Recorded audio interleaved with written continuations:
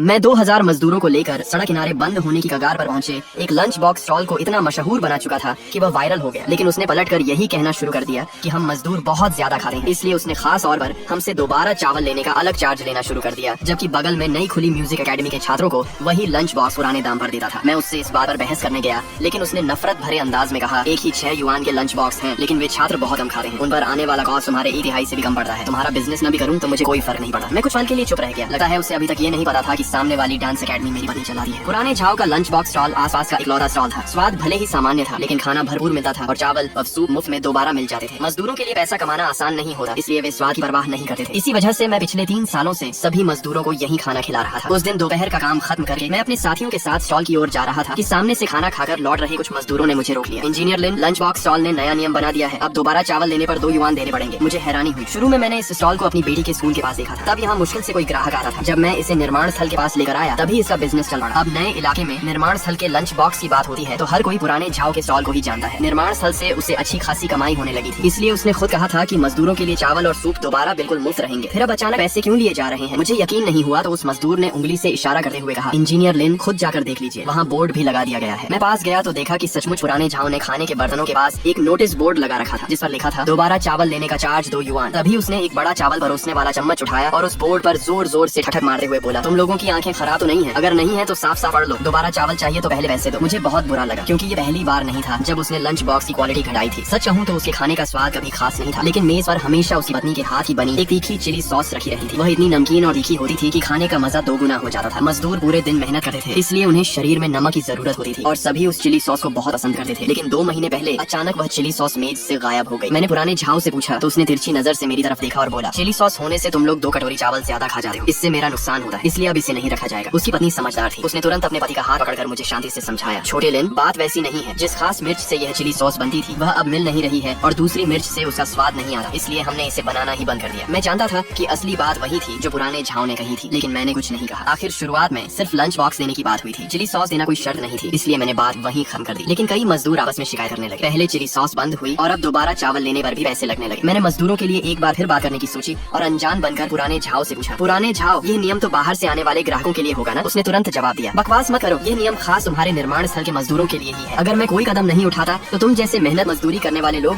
मेरा पूरा lunch box stall ही बंद करवा देते। उसी यह बात सुनते ही मेरे साथ आए सभी मजदूरों का गुस्सा फूट पड़ा। मजदूर श्याओ लियू ने एक लंच बॉक्स उठाकर सीधे पुराने झाव के सामने खोल दिया और बोला, जरा खुद ही बताओ, तुम्हारे इस खाने से भला हम तुम्हारा बिजनेस कैसे बंद कर सके? देखो तो सही, पूरे लंच बॉक्स में सिर्फ 3 टुकड़े ब्रेस्ड पोर्क के हैं और वो भी पूरे के पूरे चर्बी वाले। पुराने झाव ने तुरंत जवाब दिया, क्या तुम अंधे हो? ये दुबला मांस नहीं दिख रहा? मैंने ध्यान से उन ब्रेस्ड पोर्क के टुकड़ों को